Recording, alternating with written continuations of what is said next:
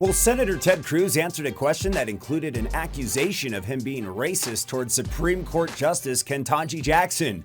Contrary to his recent habit of energetic responses, he handled his answer intelligently and calmly, emphasizing his support of healthy debate, which we all should. Welcome to Resist the Mainstream, reporting the news the mainstream won't. Don't forget to subscribe, like, and of course hit the notification bell to stay up to date with our reports.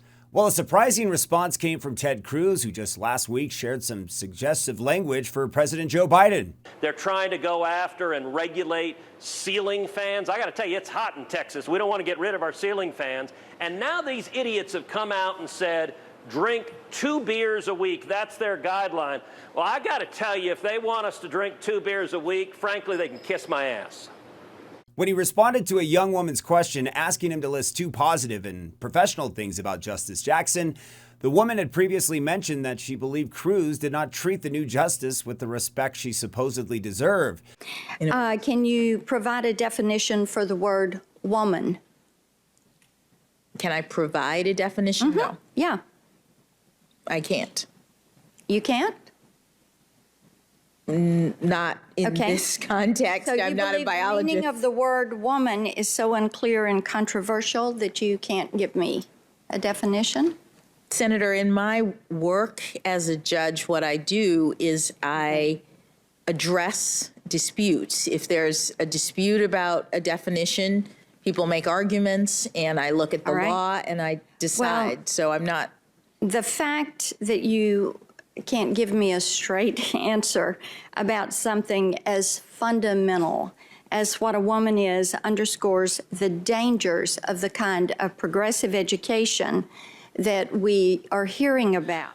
So yesterday, under questioning from Senator Blackburn, you told her that you couldn't define what a woman is.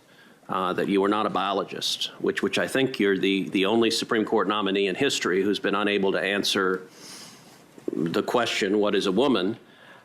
Let me ask you, as a judge, how would you determine if a plaintiff had Article III standing to challenge a gender-based rule, regulation, policy, without being able to determine what a woman was? She asked the question fairly respectively, praising aspects of Cruz's character that she appreciated, but doubling down on her beliefs that his comments about Jackson were racist. Rather than replying crassly or with any kind of malice, Cruz took a moment and made a very educated and respectful response. Seeing Justice Jackson on the Supreme Court is invigorating, truly. And on Tuesday, it baffled me that you would ask such flagrantly racist questions to this exceedingly well-qualified candidate. Your colleagues in the GOP promised a respectful and dignified hearing for Justice Jackson, and to me, you did not uphold this. So today I wanted to create a space where you might be able to challenge your own thinking, as prudent scholars often do. So I'm here to ask you, what are 2 nice comments you can give about recent nominee Justice Jackson's judicial experience, besides from she has an easy smile? Rather than replying crassly or with any kind of malice, Cruz took a moment and made a very educated and, of course, respectful response. Cruz had more than 2 requested compliments about Judge Jackson. He even praised her intelligence. He also admitted he judges people by their history, qualifications, and, of course, not by the color of their skin. Yeah, you racist. What's the comment?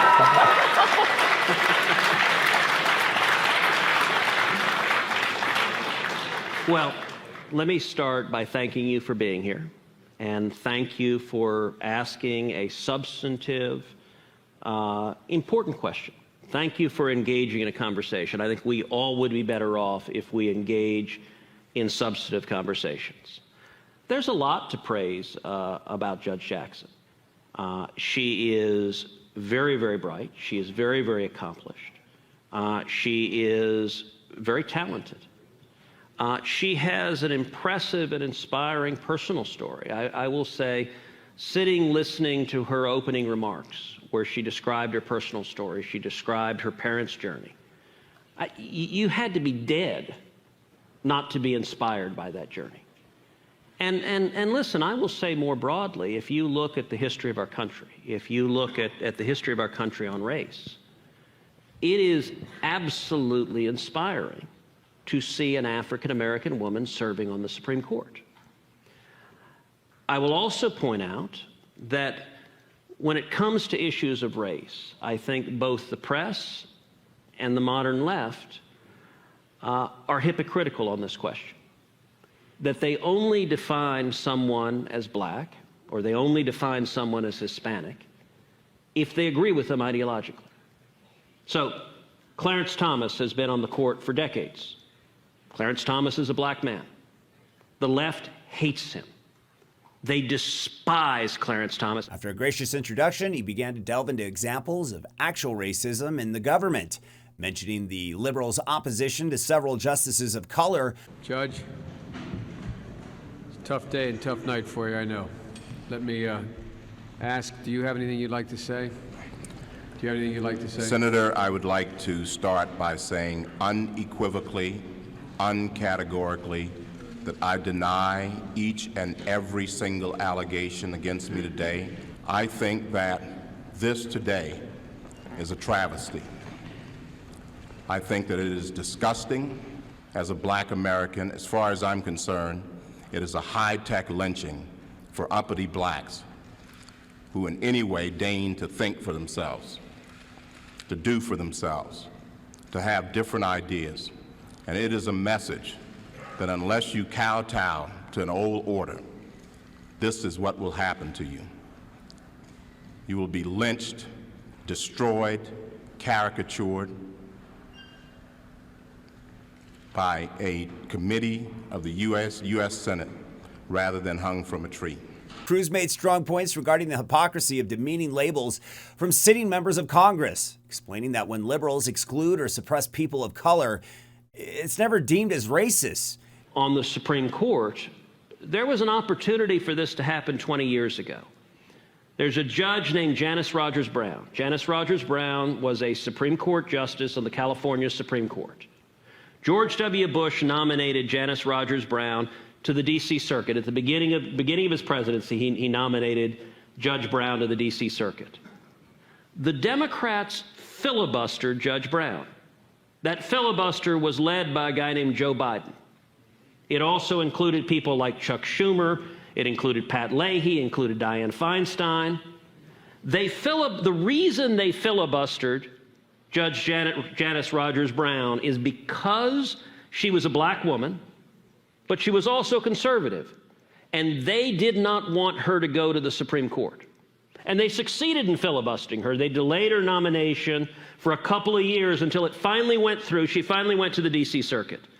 Now, everyone who was harumphing in the media that if you oppose an African-American woman who's a qualified judge, you're a racist, precisely zero of them thought it was racist for Democrats, including Joe Biden, to filibuster Janice Rogers Brown. By the way, there was another nominee that Bush put forward, a guy named Miguel Estrada.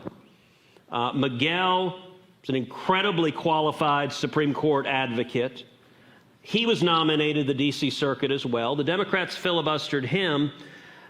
If you read the memos that were leaked from Ted Kennedy's lawyers, here's what Ted Kennedy's lawyers said about Miguel Estrada. They said, we must stop him, quote, because he is Hispanic. That's what Ted Kennedy's lawyers said in writing. Now, I'm going to suggest to you, if you oppose somebody because of their race, that is the definition of racist. And look, I'll point out in your question, you said that my questioning of Judge Jackson was you used the term racist. Listen, racism is a horrific evil in this country. It is also an insult that the left tosses around casually. I would welcome, if you look at the questions I asked Judge Jackson, every single question I asked her concerned her record. Either her record as a judge, sentencing defendants before her, or her record writing academic materials and law reviews, or her record giving speeches to law schools. All of that is the job of the Senate in the advice and consent process. And so, respectfully, I could not disagree more deeply when you say it is racist to examine a judge based on their record. If the Democrats wanted to oppose Janice Rogers Brown because they oppose conservatives, do you think the Democrats were all sexist when they voted party line against Amy Coney Barrett? I'm willing to bet you don't, because she's not a liberal woman. So you can't have it both ways, which is that when a Democratic nominee has a certain characteristic, anyone who opposes them is racist or sexist or what have you. But when a Republican nominee has those characteristics, it's open season and you can go after them full force, and the left is righteous in doing so. The standard should be the same, and I'm going to suggest what the standard should be, is we should examine people based on their actual record and whether and to what extent that record demonstrates they will defend the constitutional rights of all Americans. I think that's what people care about.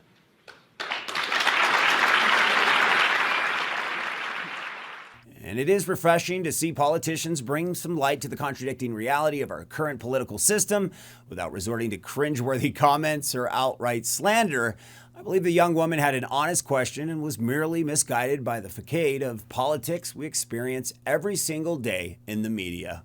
Will there ever be room for a healthy debate on the big stage without mindless accusations? It's kind of hard to say. There's a lot of emotions involved. There's a lot of things involved nowadays. Let us know. I want to see what you have to say. Until next time, I'm Steve Inman with Resist the Mainstream, reporting the news that the mainstream won't. Don't forget to subscribe, like, and hit the notification bell for more updates here at Resist the Mainstream.